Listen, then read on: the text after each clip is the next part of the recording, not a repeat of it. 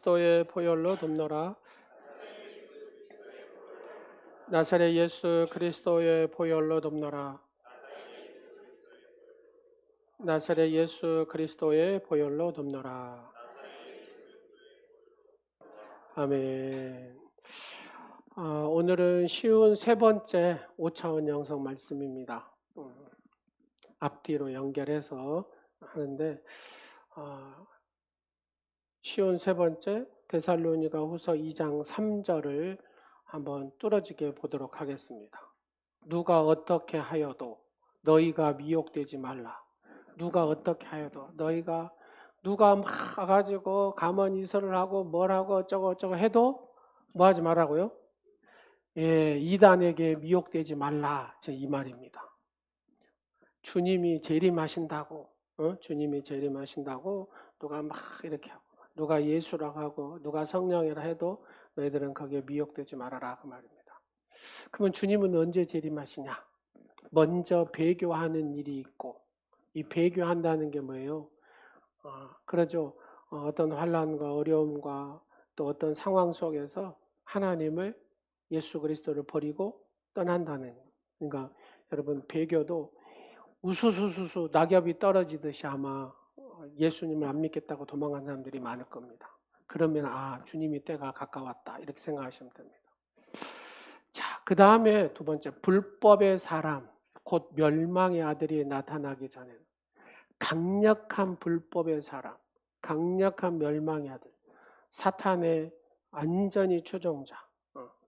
근데 권력이 있고 힘이 있고 능력이 있고 표적이 있고 그러면서 분위기를 막 이렇게 가만히설하고 환경을 만들고 도저히 이 미혹되지 않으면 안 될 정도로 상황을 만드는 그런 자가 나타나는데 큰 자가 있고 작은 자가 있어요. 그가 누구냐? 곧 저 그리스도다. 그날이 이르지 않는다. 주님의 이제 이런 사람들이 다 온 다음에 누가? 예수님이 오신다. 재림하신다. 그런 얘기입니다. 이해하셨죠? 자, 눈을 크게 뜨고 저를 이제 보세요. 저 이제 눈을 이제 보시고 오늘은 이렇게 희롱하면은 이게 순서가 획 넘어가가지고 이해가 잘 안 돼요. 그러니까 오늘은 다리를 꼬집으면서 혹시 잠이 오시면 자 저를 딱 보시면서 이 말씀을 순간에 딱 거기서 딱 연결이 안 되면 헷갈리게 잘못 이해하게 된다는 말입니다. 뭔 말인지 아셨죠? 자, 오늘을 인류 역사 종말에 관해서 우리가 말씀을 나누려고 하는데 여러분 우리가 지금 사는 세상은 참 신기한 세상이에요. 그렇잖아요.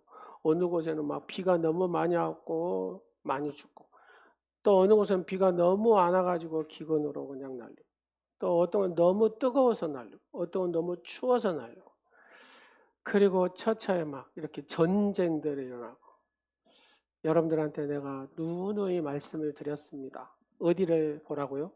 이스라엘을 보라고. 이스라엘의 지금 전쟁을 보시면 이게 확전이 돼가지고 하면은 분명히 이게 3차 대전으로 바뀔 겁니다. 근데 여기서 잘 끝나야지. 그렇지 않으면 여러분 성경이 얘기하는 아마겟돈 전쟁으로 이렇게 이어질 거라는 얘기입니다. 다 자기의 이익에 따라서 다 이제 편이 다 이렇게 갈라질 거라는 말입니다. 우리나라도 그러잖아요. 지금 북한의 무기가 팔레스타인한테 다 가고 우리 남한의 무기 뭐 이런 수리탄 뭐 이런 것들은 다 이스라엘로 가고 이러잖아요. 그러니까 세계가 이렇게 딱 양분된다고 말입니다. 그러면 이제 어느 한쪽을 죽여야 한쪽은 살 거 아니에요? 지금 이스라엘하고 이 팔레스타인 이 구조도 어떻게 해결할 구조가 이렇게도 표현합니다. 솔로몬 왕이 와도 이건 해결 못한다고. 그럴 정도로 복잡한 게 지금 세계 정세입니다. 그만큼 주님의 때가 가까웠다. 뭐 그런 의미이기도 합니다. 근데 주님은 오시지는 않는다 그 말입니다. 오늘 이제 그 말씀의 핵심이 그런 얘기죠. 아직은 때가 아니라는 겁니다. 지금 하나의 현상일 뿐이지. 자, 여러분 종말을 안다는 것이 중요합니다. 종말을 알 때 현재를 내가 어떻게 살 것인가가 분명하기 때문에 그렇죠. 예를 들어서 개인의 삶도 그렇잖아요. 여러분이 어느 날 어느 시에 죽을 걸 알면은 대충 살겠어요? 명확하게 살겠어요? 예, 명확하게 살지 않겠어요. 짐작이 아니고 틀림없이 내가 10일 후에 죽어요. 내가 10일 후에 죽는다는 걸 이게 확실하게 알아요. 그럼 여러분 어떻게 사실래요? 이거 조금만 접어볼래요? 예, 그렇다면 삶을 대하는 여러분의 태도나 삶의 방법이 영향을 받지 않겠냐 하는 거죠. 마찬가지로 인류의 역사가 어떻게 종말이 지어진다는 사실을 아는 것이 우리의 삶에 영향을 미치고, 그래서 이것에 대한 확실한 이해를 하는 것이 중요하다는 얘기입니다.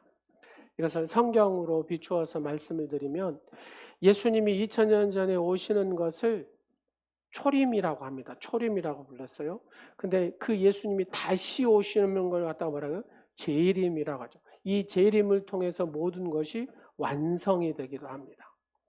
재림에 관해서는 세 가지 의견들이 있는데, 계시록에 등장하는 천년 왕국의 기초에 이름을 붙여놓습니다. 이 천년 왕국은 계시록 20장 4절에 나오는 말씀입니다.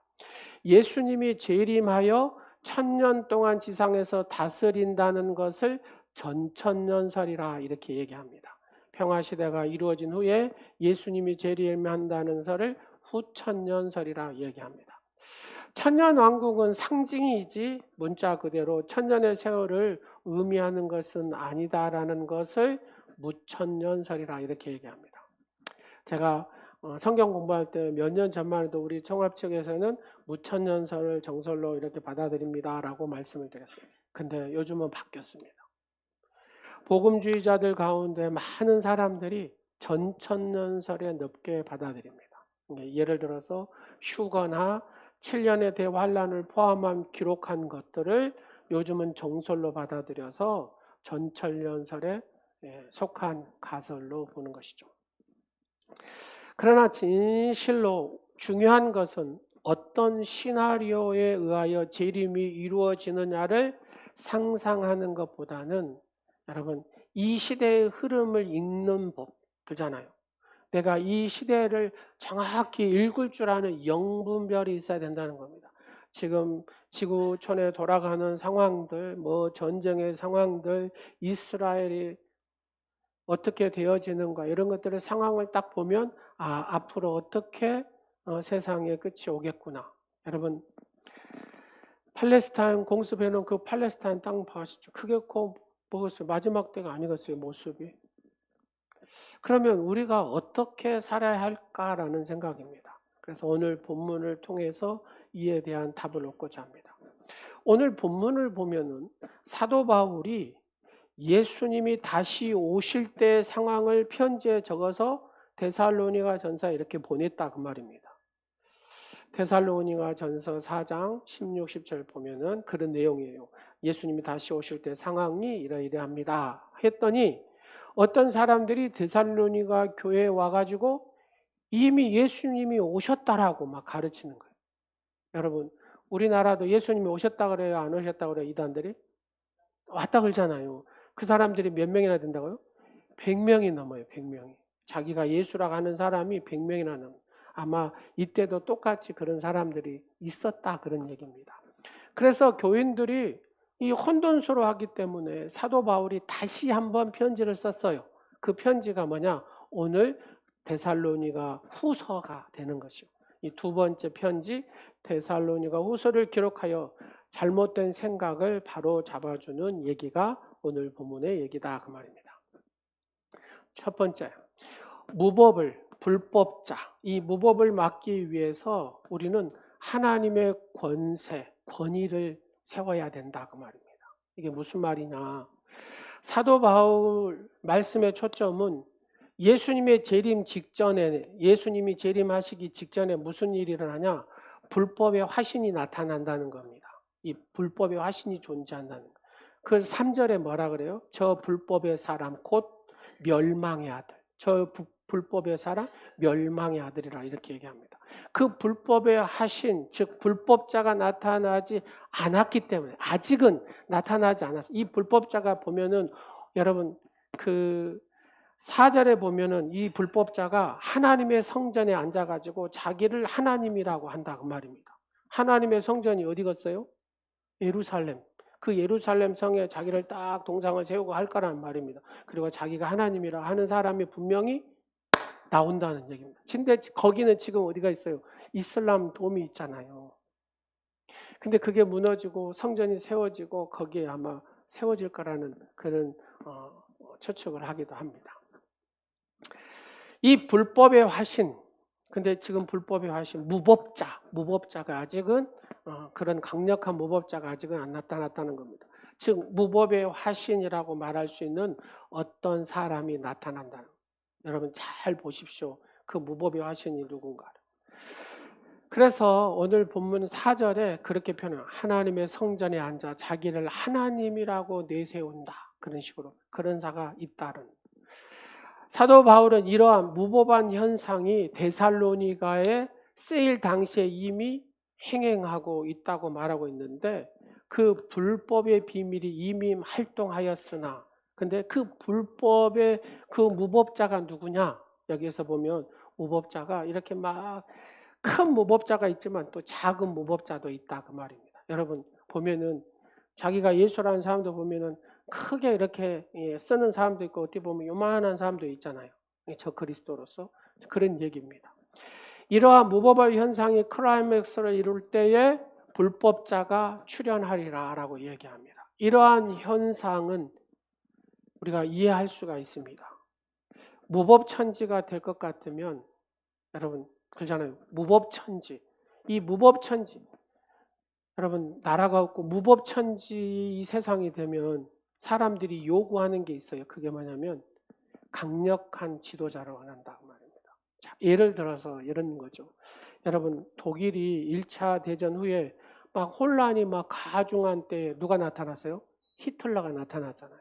히틀러가 등장해서 국민들의 전폭적인 지지를 받은 사람이 여러분 히틀러입니다.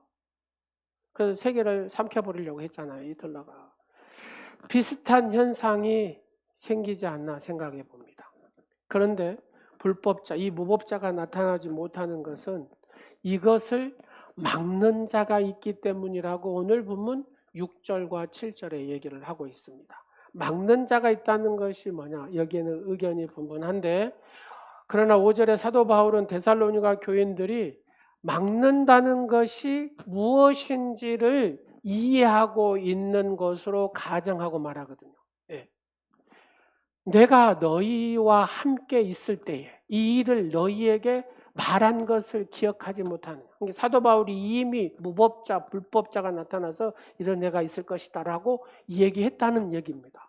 자, 그런데 그 다음을 보면 여러분 불법자의 출현을 막는 것을 한 번은 6절과 7절을 보면은 비인격체인 막는 것이 있는 것을 얘기하고 7절에는 한 번은 인격적으로 얘기하는데 막는 자가 있어라고 표현을 합니다. 그렇잖아요. 막는 것이 있는 것은 뭐예요? 비인격체를 표현할 때 하는 거예요. 막는 것이 있는 것을 안 하니. 그 다음에 7절에 뭐라고요? 막는 자가 이건 인격체를 얘기하는 거잖아요. 이 용어를 여러분이 잘 그게 지금 정신을 딱 차리고 지금 잘 따라오고 있죠? 예. 표현하는 거 봐서 그러면 사도 바울이 이때 당시에는 이렇게 강력한 힘이 어디였냐? 로마였다 그 말이에요. 로마. 로마는 물론 이상적인 국가는 아닙니다. 힘에 의존하는 제국이기 때문에.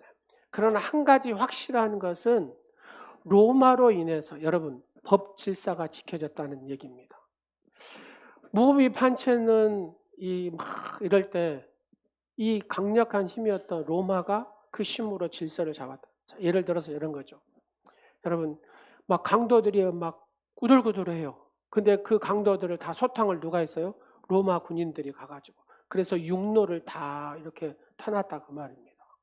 사람들이 지나갈 수가 없어요. 여러분 예전에 이 하순 너리째 거기에 소 도둑 그 소 팔고 가면 돈 훔친 사람들이 산적들이 살았대요. 그러니까 여러분들이 소를 잘 키워가지고 팔아서 너리째 지나가면 어째요? 그 돈을 다 가져가면 돼. 이게 무법한 자들의 모습이다 그 말입니다. 그러니까 로마가 질서를 잡기 전에는 이렇게 육로로 무엇을 어디 여행을 갈 수가 없었어요. 왜요? 그 죽음의 담보가 있었기 때문에. 바다도 마찬가지입니다. 그 배를 타고 어디 뭐 할 수가 없었어요. 왜요? 그 해적들이 많아서. 근데 그걸 누가요?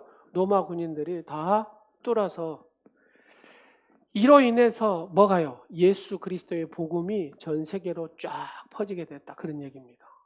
이해하시겠습니까? 여러분, 육로로 도둑들이 있으면 복음 전함다 가다가 어떻게 했어요? 죽지 않겠어요? 배 타고 가다 죽지 않겠어요? 근데 하나님께서 이걸 누구를 통해서요? 이 막았다라는 겁니다. 불법자를, 무법자를 막았다는 말입니다. 그래서 복음이 열리게 했다. 자, 연결됩니다.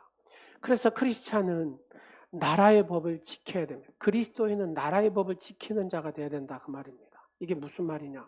사도행전을 읽다 보면 사도 바울이 빌립보와 데살로니가의 폭도에 의해서 사로잡히거든요. 근데 누구한테 구출을 받아요? 로마 군인들, 관리들을 통해서 이 바울이 구출을 받습니다.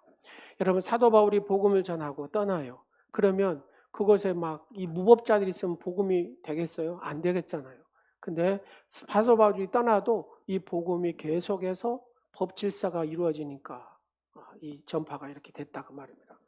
그렇기 때문에 사도 바울은 이 권세는 하나님이 세우신 것이라고 말하면서 권세에 복종하라 명령하고 있는 거예요. 그게 로마서 13장 1절과 2절과 3절, 4절에 쭉 얘기하고 있는 겁니다. 이것은 여러분 이렇게 이해하시면 쉬울 것 같아요. 악법이 무법보다 나을 수 있다는 거예요. 악법이 무법보다 나을 수 있고 독재 국가가 무법 국가보다는 나을 수 있다 그 말입니다. 이해하시겠습니까? 그래서 하나님께서 무법을 막기 위해서 이 불법자들을 막기 위해서 통치자를 세우시고 권세를 세워주셨다 그런 얘기입니다.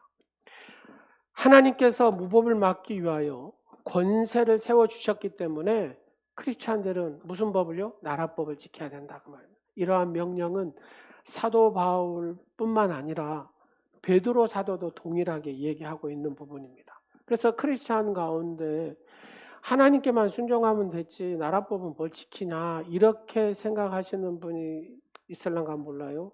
그래서는 안 된다는 겁니다. 이 나라는 하나님이 세우셨다 그 말입니다. 나라가 망해갖고 없는 나라 보셨죠? 여러분 유태인들이 2000년 동안 어떻게 살았습니까? 그래서 저렇게 그냥 이를 악물고 버팁니다. 여러분 그거 보셨잖아요. 8살 먹은 아이가 하나님께서 우리에게 주신 땅이라고 딱 하면서 이렇게 버티잖아요. 목숨이 이게 두렵지 않은 거예요. 죽음이 두렵지 않아요. 하나님이 주신 땅 우리는 지킨다. 이렇게 얘기를 한다고. 하나님이 이 나라를 세웠다 그 말입니다. 그래서 세금도 예수 믿는 사람들은 정직하게 내야 된다 그 말입니다. 로마서 13장 7절 말씀에 뭐라고 합니까? 보세요. 모든 자에게 줄 것을 주되 조세를 받을 자에게 조세를 바치고 관세를 받을 자에게 관세를 바치고. 또 있어요. 사도 바울은 세상의 권세에 순종하지 않는 것이 하나님을 거역하는 것이라고 말하기도 합니다. 로마서 13장 2절 말씀에 그러므로 권세를 거스리는 자는 하나님의 명을 거스림이니 거스르는 자들은 심판을 자취하리라. 여러분 그래서 크리스찬은 나라법을 그래도 잘 지켜야 된다 그 말입니다. 어떤 것을 합법적으로 해야 된다 그 말입니다. 저도 늘 좀 편한 쪽으로 선택하려고 하다가 어려움을 당해본 적도 있거든요. 이게 합법에서 벗어나면 문제가 되는 겁니다. 왜요? 권세는 불법과 무법을 막기 위하여 하나님께서 세우신 것이 권세거든요. 이것을 무시하는 것은 스스로 내가 불법자가 되고 무법자가 되겠다라는 것하고 똑같다고 말입니다. 다른 말로 하나님의 뜻을 거역하는 것이다 그 말입니다.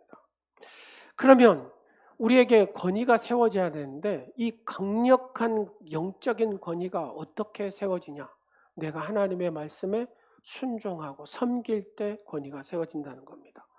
법을 무시하고 권위를 무시하는 불법과 무법이 행행하는 곳에는 여러분 불법과 무법이 행행하는 곳에는 악한 영이 이 사탄이 귀신이 이 마귀가 지배하는 것입니다.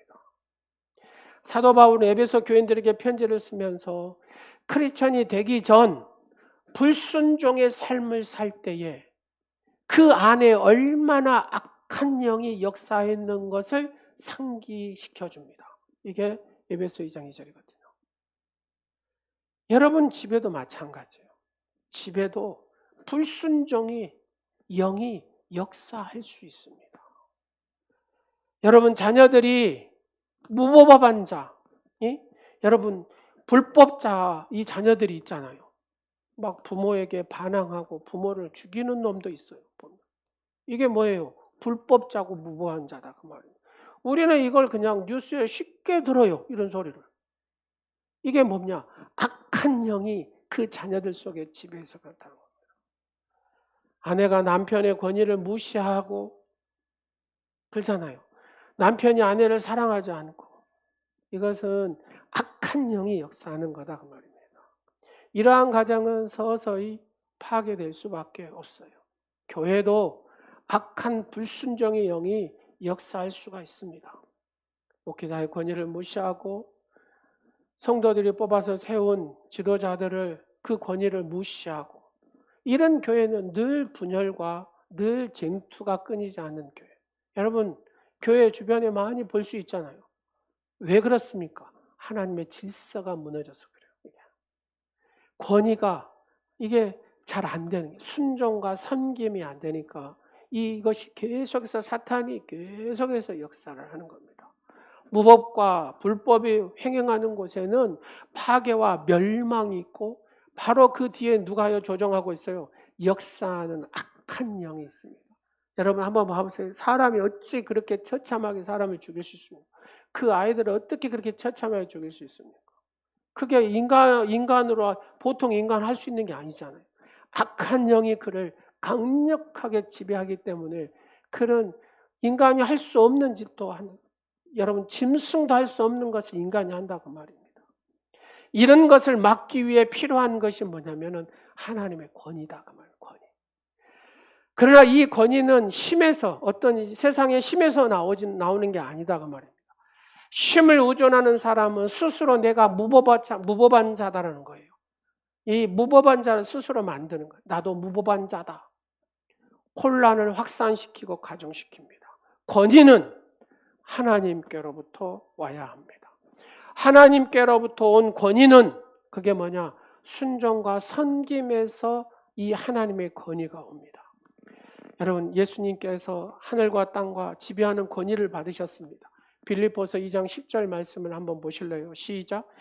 하늘에 있는 자들과 땅에 있는 자들과 땅 아래에 있는 자들로 모든 무릎을 누구의 이름? 예수의 이름에 꿇게 하시고. 그런데 어떻게 이런 권위를 받을 수 있었냐? 모든 것이 예수 이름에 왜 전부 다 꿇게 하셨냐?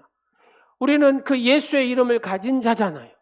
어떨 때 우리의 삶에서 이 예수 이름의 권세가 강력히 나타나냐? 죽기까지 순종. 예수님이 죽기까지 순종했잖아요. 그죠? 예수님이 죽기까지 순종하니까 하나님의 이 엄청난 권위가 임하였다고 말입니다. 이것은 저와 여러분에게도 동일하죠. 그 하나님의 말씀에 순종하고 섬길 때 우리에게 이 권위가 입혀지게 되는 줄로 믿으시기 바랍니다.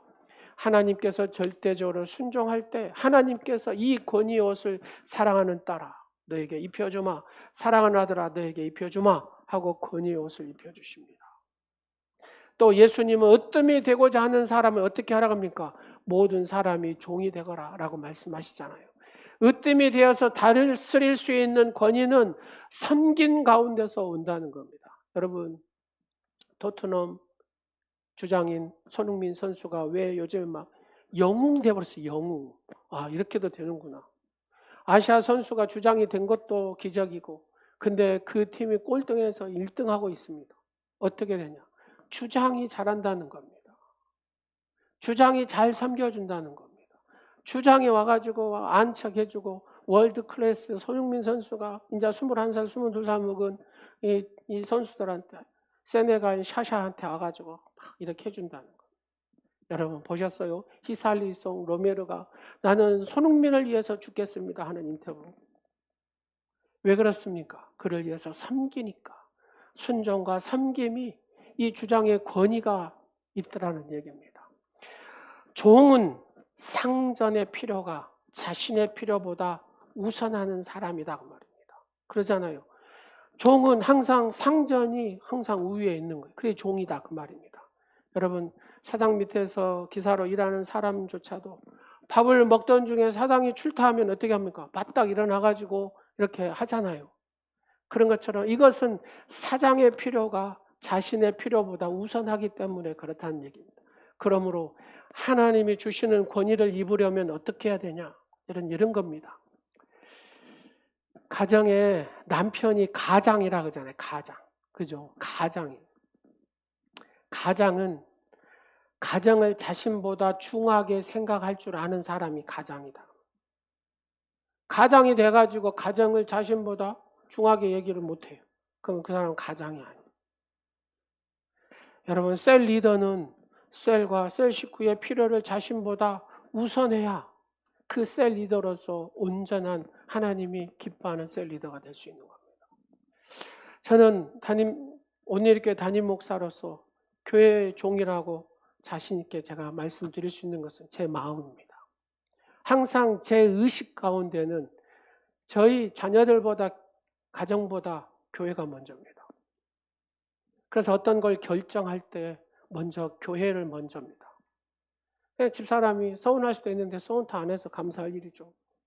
열심히 대학원 공부를 해가지고 졸업하는데 제가 신방이 잡혀서 안 갔어요. 졸업식.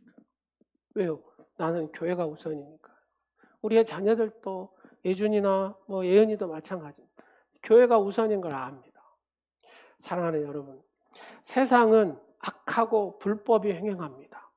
이것을 막고 가정과 교회와 나라의 질서를 가져오고 평화를 가져올 수 있는 사람들은 하나님으로부터 받은 권위를 지닌 사람들입니다.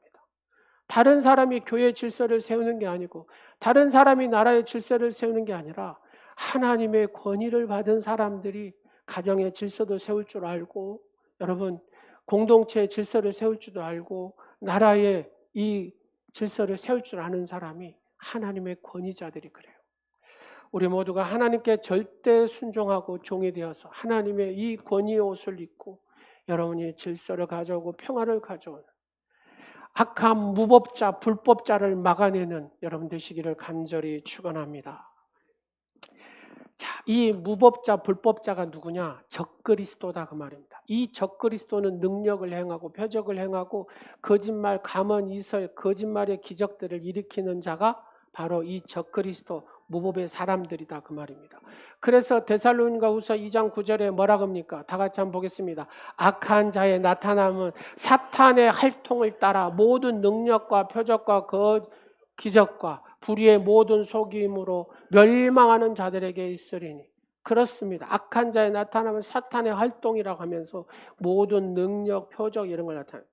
예수 그리스도의 사역을 특징 짓는 것이 뭐예요? 예수님 하면은 능력의 예수님, 기적의 예수님 이렇게 하잖아요. 근데 엇비슷하게 이렇게 하는 애들이 바로 불법자고 무법자고 적그리스도다 그 말입니다.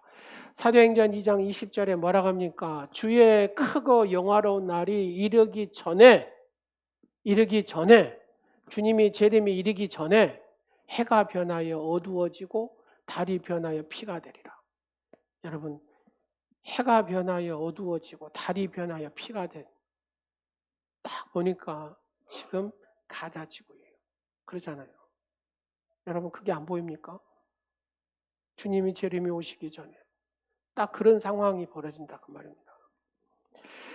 불법자는 그리스도와 비슷한 일을 하여서 가짜 그리스도가 되는 존재, 이것을 불법자 적 그리스도다 이렇게 얘기한다 그 말입니다. 근데 예수님이 재림하시기 직전에 궁극적인 이 적 그리스도가 등장하기 전에 잘잘한 적 그리스도들이 많이 있다 그 말입니다.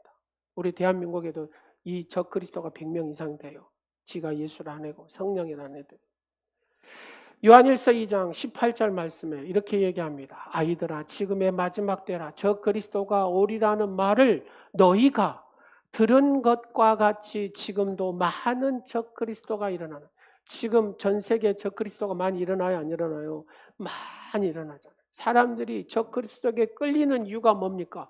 신비한 거, 능력, 그 다음에 거짓에 이렇게 속아 넘어가 버립니다. 여러분 신천지라는 그 하잖아요. 그 한 사람을 넘어뜨리기 위해서 막 10사람이 그 사람 좋아한 것이 뭐냐, 혈액형이 뭐냐, 뭐 MBTI가 뭐냐, 뭐 다 연구해가지고 헷가닥 뒤집어 나가잖아요. 사랑하는 여러분, 한국의 이단의 정형적인 이단이 박태선 장로입니다. 초기에 막 병을 고치고 막 이적을 행하고 했어요. 근데 어느 순간에 자기가 예수가 돼버렸습니다. 예수님도 표적과 능력을 행하고 적그리스도도 그런 걸 하고 뭐 거짓하고 이런 걸 하는데, 그럼 어떻게 내가 구별해야 되는가? 내가 어떻게 넘어가지 않을 수 있을까? 간단합니다. 적그리스도는 예수님을 비하합니다. 비하. 미혹당하는 사람들을 미혹당하는 이유가 있어요. 여러분 왜 미혹당하고 왜 이단의 자리에 갑니까? 진리를 사랑하지 않기 때문이라고. 데살로니가 2장 10절 말씀을 한번 보세요. 또 온갖 불의한 속임수로 멸망을 받을 자들도 속일 것이다. 그것은 멸망을 받을 자들이 자기를 구원할 줄 진리에 대한 사랑을 받아들이지 않기 때문이다. 이들은 진리보다는 신비한 능력, 어떤 그 환경, 여건, 상황, 위로하는 거, 뭐 이런 거를 좋아한다. 그래서 쉽게 미혹이 된다고 말입니다. 여러분, 우울해요. 가을만 되면 낙엽이 쫙 떨어지면 내가 막 떨어지는 것 같이 느껴지면서 중리산이 하시는. 근데 옆에 와가지고 누가 막 그 마음을 위로하고 막 여기가 천국이다 이렇게 생각하고 거기에 훅 빠져. 그 사람들이 이단에 있는 사람도 많습니다. 진짜로요. 네. 여러분 가장 연약한 걸 어쩌면 귀신같이도 잘하는지 몰라. 그래가지고 막 이렇게 해가지고 이게 이단들이다 그 말입니다. 진리를 어떻게 사랑합니까? 진정한 진리는 명제라기보다는 인격체입니다. 그래서 예수님을 사랑하는 것이 진리를 사랑하는 것이거든요. 여러분 예수님을 얼마나 사랑하십니까? 진리를 사랑하지 않는다는 것이 뭐냐? 예수님을 거부했다. 예수님을 부인한 것과 마찬가지다 그 말입니다. 그리고 예수님을 부인하는 것은 적그리스도의 영으로, 적그리스도의 영이라고 사도 요한이 표현하거든요. 적그리스도의 영. 이렇게 생각해 볼 때 여러분 여호와 증인들 보면은 그러잖아요. 하나님의 아들을 인정하지 않아요. 여호와 증인들은 예수님을 천사라고 하거든요. 비하시켜 버리잖아요. 이런 사람들은 이단이구나 생각하시면 됩니다. 여러분 문선명 씨는 통일 원리 강론 이런 거 보면 그러잖아요. 왜 이 사람이 적그리스도냐? 하고 하나님도 아니죠. 죽었잖아요. 혹시 문선명 씨 여러분 부활했다는 소리 들어보시면 손 한번 들어보십시오. 예수님은 결혼을 안 해가지고 완전한 가정을 못 꾸렸기 때문에 하나님 뜻을 이루지 못한 자다. 뭐 이렇게 비하하시. 자기는요 여자가 너무 많아. 자식도 많아. 이게 잘 이룬 겁니까? 이게 말이 안 되는 소리잖아요. 근데 통하는 거예요, 이게. 예. 그냥 거기 앉아 있어. 신기하지 않아요, 여러분? 항상 예수님보다 우위에 두는 자들은 전부 다 여러분 2단이고 3단이고 4단이고 5단이라고 생각하시면 됩니다. 잘못된 악한 영들이다 그 말입니다. 두 번째로는 적그리스도는 사도들의 전통을 무시합니다. 사도들의 전통을. 미혹에 빠지지 않기 위해서는 전통을 존중해야 된다. 그럼 이 전통이 뭐냐? 일반적인 전통을 말하는 게 아니거든요. 사도들의 말이나 편지로 주어진 전통, 곧 성경이다 그 말입니다. 성경. 여러분, 이 성경이 전통이에요. 그래서 오늘 본문의 데살로니가 후서 2장 15절을 한번 볼게요. 시작. 그러므로 형제들아 굳건하게 서서 말로나 우리의 편지로 가르침을 받은 전통을 지키라. 뭐라고요? 성경이다 그 말입니다. 그러므로 하나님의 말씀을 무시하면 여러분 하나님 말씀만 하나님 말씀을 무시하고 어떤 은사적인 것만 막 이걸 강조해도 이거는 뭐예요? 잘못된 거라 그 말입니다.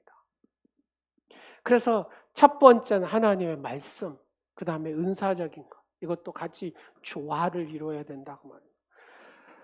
성경과 같은 위치에 이렇게 딱 놓으면은 여러분 이 성경 위에다 놓는 애들이 또 있어요. 뭐가 있냐? 몰몬경이라고. 몰몬경 있잖아요. 몰몬교라고 들어보셨죠? 얘들은 하나님 말씀 위에 두는 자들입니다. 예를 들면 예수님께서는 한 남자가 한 여자를 한 몸을 이루라고 말씀을 하셨어요. 마태복음에 보면. 근데 일부 다처제 이게 하나님의 뜻이다. 몰몬경에 나왔다. 이렇게 합니다. 예를 들어서 사랑하는 여러분, 이것이 잘못된 거는 자, 예수를 비하하는 것들이 잘못된 것이고 그 다음에 말씀 위에 놓으려고 하는 애들이 잘못된 애들이다. 말씀을 붙이고 빼고 지기 마음대로 하는 애들도 어째요? 이것도 저 그리스도다 그 말입니다. 그러니까 잘못된 이단들을 다 한번 살펴봐 보십시오. 성경을 갖고 하기는 한데 지기들 맞춰서 유익한 대로 붙이고 빼고 불리한 거는 빼고 그런다 그 말입니다. 그러면 금방 우리가 이게 적그리스도들이구나 이게 사탄이 역사하는 애들이구나 하고 금방 분별이 딱 돼버리잖아요. 돼요 안 돼요? 되잖아요. 근데 내가 성경을 전혀 모르면 이게 되겠어요 안 되겠어요? 안 된다고 말입니다. 결론입니다. 세상에 무법이 점점 증가하고 적그리스도가 점점 많아집니다. 이게 극에 달할 때에 진짜 강한 무법자, 불법자가 등장하게 된다는 겁니다. 그 불법자가 나타나면 하나님의 백성은 어마어마하게 핍박과 환난을 당할 거라고 말입니다. 경제적인 어려움도 어마어마하게 당할 거라는 겁니다. 딱 여러분 하나의 모델이 지금 가자지구잖아요. 여러분 모든 것이 다 끊어져 버렸습니다. 돈 있고 없고 필요 없습니다. 전체가 지금 먹고 사는 거, 물 마시는 것부터도 문제가 생겨버립니다. 근데 마지막 때 이런 일들이 벌어진다는 겁니다. 여러분 히틀러 밑에서 이렇게 딱 생각하기 쉬울 것 같아요. 유대인들이 받았던 박해를 생각 딱 해보면은 어떤 일이 마지막 때에 생길 것인가, 환란의 때에 생길 것인가를 생각해 보면 바로 답이 나올 것 같습니다. 근데 예수님께서 재림을 딱 하셔서 이 불법자를 멸망시킨다고 말씀하십니다. 8절 말씀을 한번 볼래요? 시작. 그때에 불법한 자가 나타나리니 주 예수께서 그 입의 기운으로 그를 죽이시고 강림하여 나타내심으로 피하시리라. 입의 기운, 예수님의 권세겠죠. 자, 여러분 안에 예수님이 계신 분만 아멘. 자, 예수 이름의 권세를 한번 사용해 보실래요? 내가 나사렛 예수 그리스도 이름으로 명하노니. 다시 한번 해보실래요? 내가 나사렛 예수 그리스도 이름으로 명하노니. 더러운 악한 귀신들은 떠나갈지어다. 내 안의 염려들은 떠나갈지어다. 내 안의 우울감들은 떠나갈지어다. 내 안의 두려움들은 떠나갈지어다. 내 안의 질병들은 떠나갈지어다. 누구의 이름으로? 예수 이름으로. 나사렛 예수 그리스도 이름으로 이 기운으로 예수님의 그 입의 기운으로 이 마귀를 멸하셨다라고 하시잖아요. 여러분 안에 예수 그리스도 이름으로 강력한 힘을 가지고 승리하시기를 간절히 축원합니다. 자, 그래서 성도는 특공대입니다. 뭐라고요? 특공대예요. 자, 옆 사람 한번 봐보세요. 특공대인가 그냥 방인가?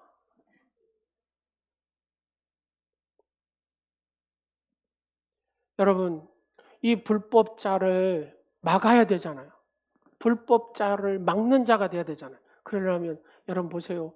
이스라엘 특공대가 딱 진입해가지고 하마스 병사를 죽이고 인질 구출하고 하잖아요. 이 특공대다. 특공대가 그 사명이 있습니다. 근데 이 사람 눈을 한번 봐보세요. 특공대의 눈인가 방의 눈인가. 방해가 아니란 소리 아닙니다. 사명은 악한 영에게 사로잡힌 백성들을 구출하여서 하나님 백성으로 만드는 것입니다. 핍박도 당할 수 있고 어려움도 당할 수도 있고 미혹도 당할 수 있다고 말합니다. 그러나 구원자 되신 우리 예수님은 우리를 반드시 도우시고 구원하실 거라는 겁니다. 사랑하는 오늘의 지체 여러분, 주님 편에 서서 승리의 싸움을 싸워 사명을 완수하고 주님의 재림의 날에 많은 상급의 주인공들이 되시기를 간절히 축원합니다. 기도하겠습니다. 좋으신 아버지 하나님, 막는 자로서 악한 영들에 사로잡힌 영혼들을 구출하고 하나님 백성으로 만드는 진정한 사명자로 쓰임받는 복된 오늘의 지체들이 되게 하여 주옵소서. 핍박이 있고 미혹이 있어도 이 모든 것을 이겨낼 수 있는 아버지 하나님의 복된 자녀들이 되게 하여 주옵소서. 항상 예수님의 편에 서서 승리의 싸움을 싸워 주님 주신 사명을 완수하고 주님의 재림의 날에 아버지 생명의 면류관, 영광의 면류관, 의의 면류관의 상급자들이 되게 하옵소서. 예수님의 이름으로 기도드립니다. 아멘. 우리 박수 한번 치면서 하겠습니다.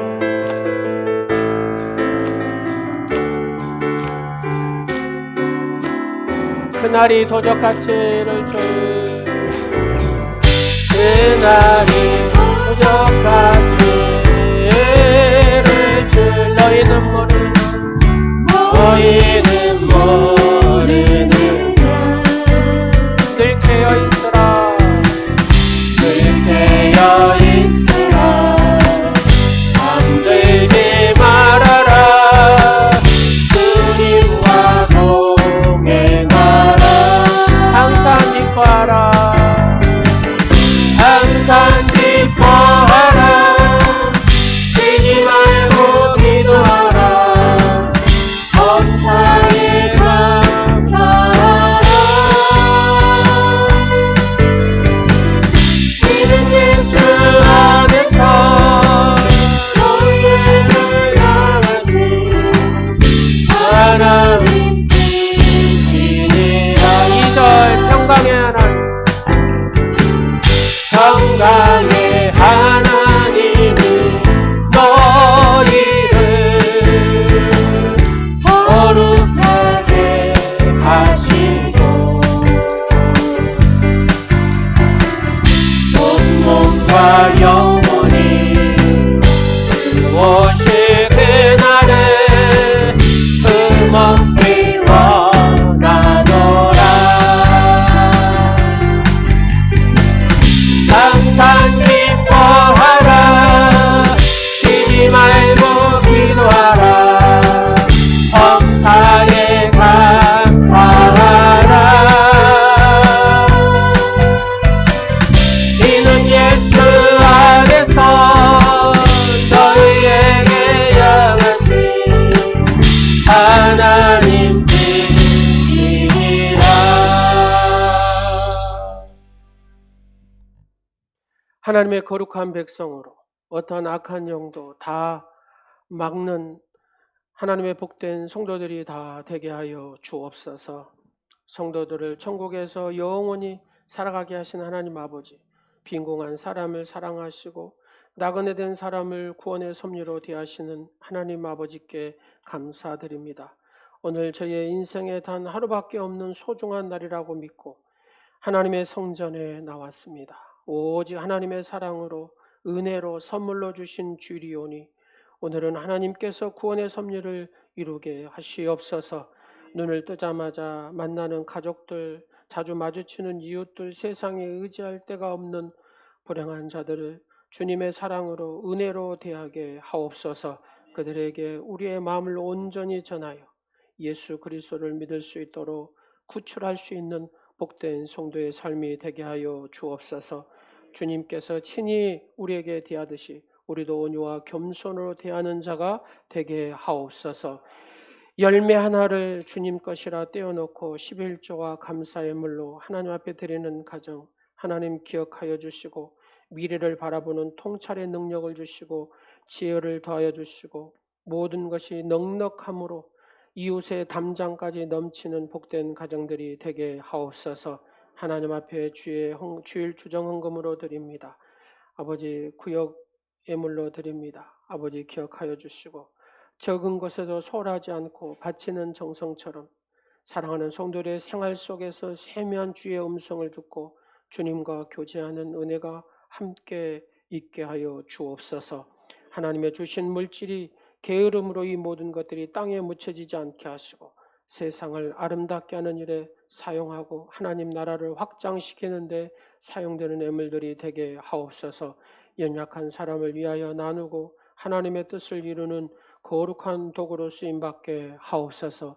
사랑하는 성도의 가정과 또 직장과 하는 사업과 모든 일에 형통케 하시고 하나님의 일곱 날의 완전한 빛으로 축복하여 주시고 치유하여 주시고 온전케 하시고 회복시켜 주옵소서. 하나님의 귀하신 놀라운 은혜가 풍성히 임하는 복된 오늘의 모든 지체의 가정들이 되게 하옵소서.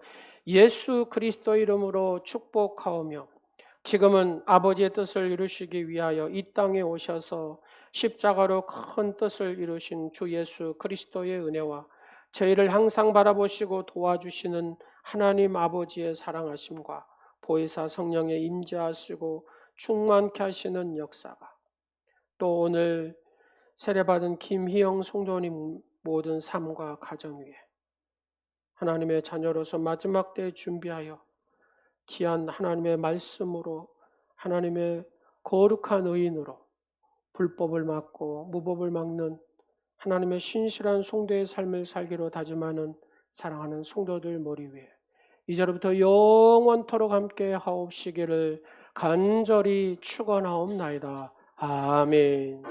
주여 믿습니다. 그 이름으로 모였던 우리가 지금 내려질 때 언제나 함께 하시며 평안케 하소서. 하나님께 영광의 박수 드리겠습니다.